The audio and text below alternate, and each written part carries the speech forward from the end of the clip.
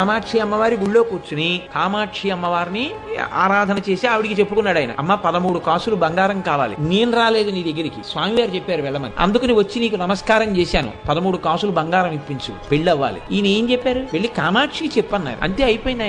ఆయన దృష్టిలో ఏమిటంటే ఇవ్వవలసిన వారు మాత్రం పరమాచార్య. అందుకని ఇక్కడ నమస్కారం పెట్టేసి ఈవిడికి చెప్పేసి ఆయన మళ్ళీ వెళ్ళిపోయారు శివస్థానం దగ్గర. పరమాచార్య కూర్చొని ఉన్నారు. ఈ పేద బ్రాహ్మణుడు వస్తున్నాడు, ఈలోగా ఒక పెద్ద ధనవంతుడు అక్కడ ఉత్తర భారతదేశం నుంచి స్వామివారు ఇక్కడ ఉన్నారని తెలిసి ప్రత్యేకం కంచి దర్శనానికి వచ్చాడు. వచ్చి స్వామివారి దర్శనం చేసుకుని లేచి వెళ్ళిపోతూ ఓ పొట్లం ఒకటే అక్కడ పళ్ళెంలో పెట్టాడు. ఏమిటదని అడిగారు స్వామి. నా దగ్గర ఏదో కొద్దిగా బంగారం ఉంటే తెచ్చానండి అన్నారు. నేను సన్యాసిని, నాకెందుకు బంగారం పట్టుకుపోన్నాను అంటే, అబ్బాయి అలా అనకండి, మీ ఇష్టం, మీరు ఎలా కావాలంటే అలా వాడండి దాన్ని అన్నారు. అలా అయితే అలా అంటావా అన్నారు. అవును అన్నాడు. సరే అలాగే వాడతాలే, వెళ్ళి శుభం భూయా, వెళ్ళిరా. అతను వెళ్ళిపోయాడు. ఈ పేద బ్రాహ్మణుడు వచ్చాడు. మీరు చెప్పమన్నారు, చెప్పేశాను కామాక్షికి, ఎప్పుడు వస్తాయి 13 కాసులు అంటే ఆయన నవ్వి అన్నారు, ఆ పళ్ళెంలో ఏముందో మూట విప్పి చూడన్నారు. విప్పి చూసి